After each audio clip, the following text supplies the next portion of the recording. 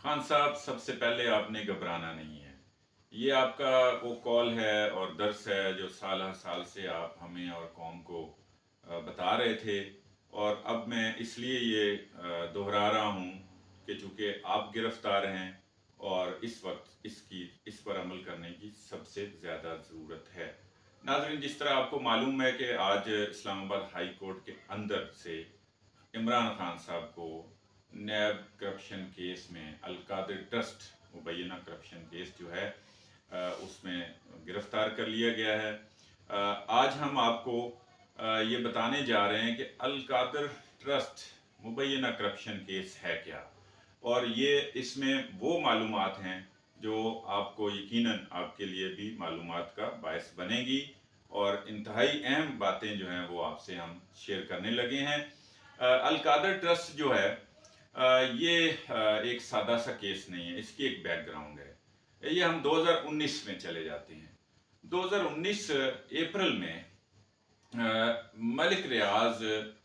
के कोई केसेस के हवाले से, जो ज़ाहिर है वो ज़मीन लेते हैं और उसके बाद फिर कब्ज़े होते हैं, और फिर जिस तरह प्रॉपर्टी का सारा कारोबार हो रहा है और फाइल्स का कारोबार हो रहा है, और वो थोड़ी ज़मीन औने पौने लेके ज़्यादा पर कब्ज़े कर लेना, इस तरह का एक केस जो है ना, ख़ास तौर पर कराची की ज़मीन का, अप्रैल में इस केस का कुछ एक क्रक्स सामने आता है कि सुप्रीम कोर्ट के 3 रुकनी बेंच ने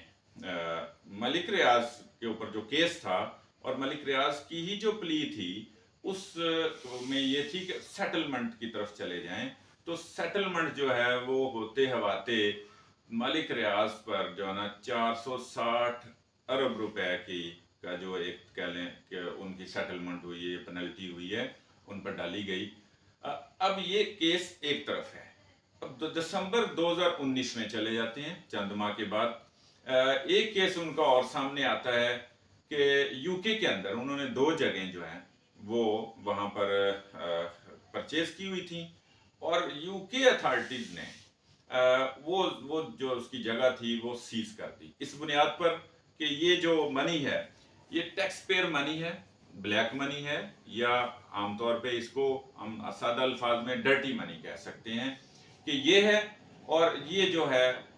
इसका पैसा चूंकि ये अवाम का है, तो ये इसकी उन्होंने एक कीमत लगा के कि ये दोनों जगह 190 मिलियन पाउंड की हैं, और 190 मिलियन जो है वो पाकिस्तान के ख़जाने में वो उन्होंने दिया, वो अदा कर दिया। अब ये 190 मिलियन पाउंड जो है ये कितने का बनता है? अभी ये कहा जा रहा है कि ये 50 अरब रुपए हैं, 57 अरब रुपए हैं, 60 अरब रुपए हैं, ये ऐसा नहीं है। उस वक्त जो एक पाउंड था वो पाकिस्तानी 200 रुपए के मुताबिक था, और जो जो उस वक्त डॉलर था वो एक पाउंड 1.25 डॉलर के बराबर था। अब ये 190 मिलियन जो पाउंड हैं,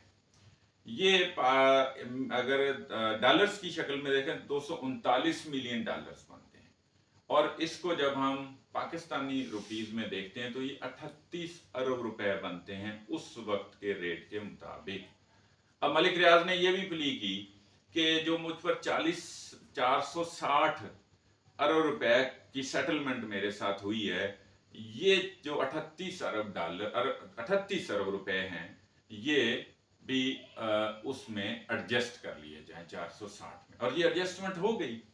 अब इस एडजस्टमेंट का ही इल्ज़ाम है कि जो है ना ये कमीशन की सूरत में एडजस्टमेंट की गई, और वो कमीशन और या किक बैक्स जो हैं वो अलकादर ट्रस्ट की जो ज़मीन है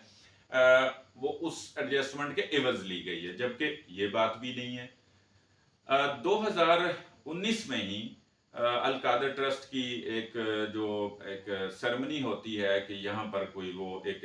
इदारा बनाएंगे, वो यूनिवर्सिटी की शक्ल में होगा, और वो उससे पहले जो है ना वो ज़मीन मलिक रियाज ने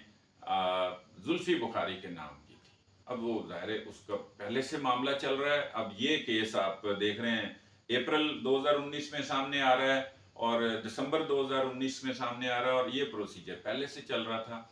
बहरहाल जुल्फी बुखारी के नाम जब ये ज़मीन होती है तो उसके बाद फिर ये ट्रांसफ़र हो जाती है अलकादर ट्रस्ट, जिसके ट्रस्टीज़ इमरान खान और उनकी अहलियाँ हैं। बस इतनी सी बात है। और ये इस केस के अंदर कोई चीज़ ऐसी नहीं है सिवाय एक शुबे के कि ये उस एडजस्टमेंट के एवज जो है ज़मीन खान साहब ने कमीशन की सूरत में ली है। नाजरीन, जिस तरह माजी के केसेस नैब के आपने देखे हैं कि उनमें से कुछ नहीं निकलता, ये केस भी एक सियासी सा केस है। और जिस तरह आपको हमने सारी तफसीलात बताई कि ये अलकादर ट्रस्ट करप्शन केस जो मुबैना तौर पर करप्शन जाहिर कर रहा है और हुकूमती कह लें हुकूमत और हुकूमती रहनुमाओं की तरफ से, जबकि ये इस तरह की सूरत नहीं है। खान साहब इस केस में बिल्कुल किसी भी जगह पर मुलविस नहीं है। अगर होंगे तो फिर इस मामले को जब बढ़ाया जाएगा तो मलिक रियाज की तरफ भी उंगलियां उठेंगी, जुल्फी बुखारी की तरफ भी उठेंगी, और जो उनमें से एक ट्रस्टी, अलकादर ट्रस्ट की एक ट्रस्टी, उनकी अहलियां हैं बुशरा बेगम, उनकी तरफ भी उंगलियां उठेंगी। और बस ये फिर केस जो है ना वो इसी तरह चलता रहेगा, क्योंकि ये कोई करप्शन या इसकी कोई किसी किस्म की कोई इस तरह की कोई इसका कुछ सबूत नहीं है। तो नाजरीन, अब चूँकि मुल्क के हालात जो हैं वो बिगड़ रहे हैं और जो पीटीआई के कारकुनान हैं वो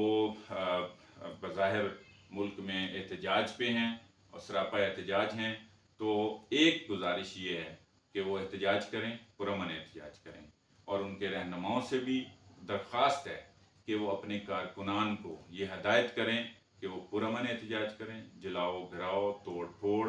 और जो सिक्योरिटी इदारों के दफातर के बाहर जो है ना एहतजाज से इज्तनाब करें।